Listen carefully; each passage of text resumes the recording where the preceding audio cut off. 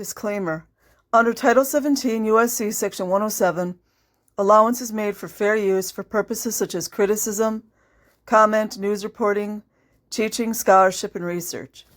Fair use is permitted by copyright statute that might otherwise be infringing. Nonprofit, educational, or personal use tips the balance in favor of fair use. Okay, this is from freedommag.org, which is a Scientology magazine / website. The Great Brain Injury, SC. I'm not sure what SC means. Brain injury survivor Lucy Gwynn. That's when the vultures came. After several weeks, a sympathetic staff member warned Gwynn that New Medico planned to send her for psychosurgery for seizures she never had. Can someone explain to me what psychosurgery is? In desperation, she called a friend who lived nearby, Scientologist. They're not allowed to talk to anyone else. The next day, amidst threats. Threats? No, that's what Scientology does. From facility staff and warnings she was insane. Gotta read between the lines. That friend carried Gwynn out of the facility. She carried her? She must have been strong.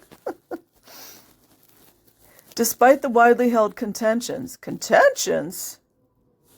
of psychiatrists and psychologists, like the ones L. Ron Hubbard stole from, behind brain injury rehab, survivors like Lucy Gwynn do remember the abuse they suffer.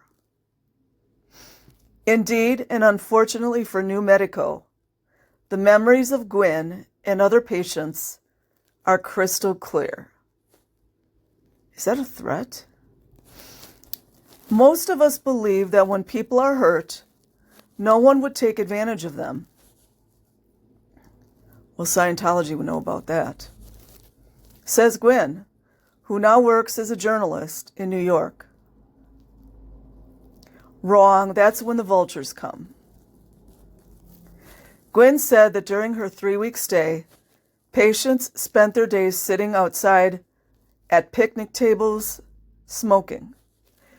When she confronted the staff about their physical abuse of other patients, she was put in a basket hold, a restraint similar to full Nelson wrestling hold, leaving the patient completely immobile. It's one of the most evil things you can do to a person, said Gwynn. It's terrifying. I'm just trying to figure this out. I'm going to have to go look up that clinic. I'm wondering if that was some type of psychiatric hospital.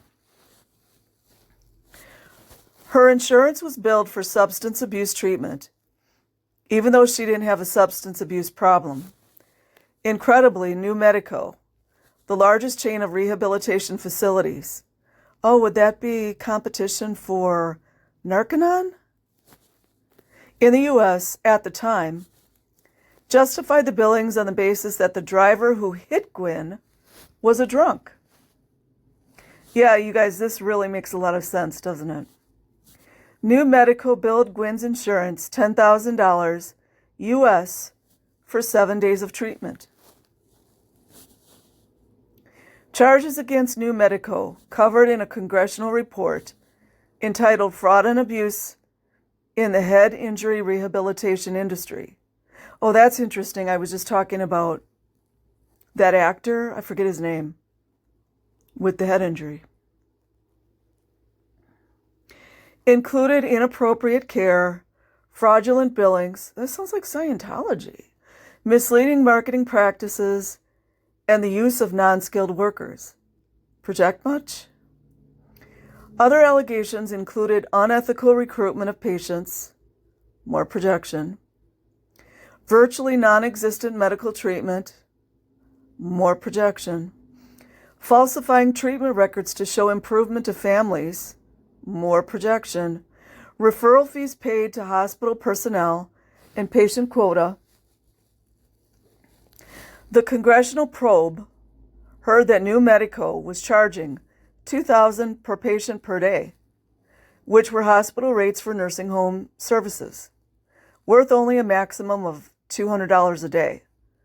According to the testimony of former New Medico medical director, Dr. Kenneth Holscher.